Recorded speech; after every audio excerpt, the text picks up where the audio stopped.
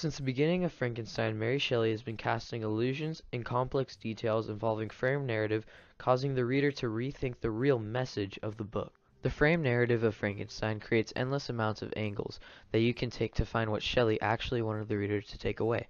These things involve taking a look at Maslow's hierarchy, the other, overreach, hubris, and pride. The actual way that Shelley used frame narrative was from the beginning of the book when Robert Walton, a writer and a captain of his own ship, was set out on a journey in the Arctic to create a new scientific discovery. As he was on his journey, he wrote a series of letters to his dear sister Margaret. This created the first layer of the frame narrative. Walton's ship soon got surrounded by a sheet of ice, causing the crew to be stranded for a couple of days. To the crew's amazement, they spotted a giant man in the distance riding a dog sled on the snow. He soon faded away on the horizon, but after this occurred, another man on a dog sled arrived at the ship. This man's name was Victor Frankenstein, and he was nearly dead from frostbite, so he began to stay on the ship, and while he recovered, Victor decided to tell Walton his story, which is the beginning of the second layer of the frame narrative. Victor's story involved his early life and how it was perfect because of his family and friends, and then leading to when he attended a university in Ingolstadt. As he was here, he became interested in the process of creating life. After this, he became prideful in himself and wanted to create life himself since he was so interested in it. This was what he thought he wanted in life, but as the creature came to life, Victor was disgusted and ran out of the room terrified of what he just created. Later, as time passes, the creature confronts Victor and begins to tell him his own story on how he came to life, learned how to speak, read, and write, creating the third and deepest layer of this story.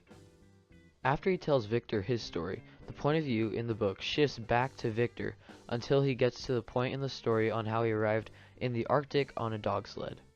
From here on to the end of the book, the point of view remains with Walton. Mary Shelley was one of the first writers to use frame narratives in a story, and because of it, she created a timeless classic that has been recreated and turned into movies dozens of times to this day. But the frame narrative wasn't the only thing that made this book so marvelous, because she also weaved in several different allusions to give the story another meaning. For example, she alluded to Paradise Lost to show how the creature and Adam are alike because they both wanted a partner, and how Eden was as temporary of a place as how the creature was in Walton's mind. There are several examples in this book that shows that Robert Walton is the only real character in the book that is alive, and that Victor and the creature were just an imagination. This is much like Eden because after one action, it was gone almost like it was never there. This shows that Mary Shelley was able to use the creature and Eden as a representation of hubris inside of us because it is always there, but if we aren't careful enough, then it can come back just as easily as it left.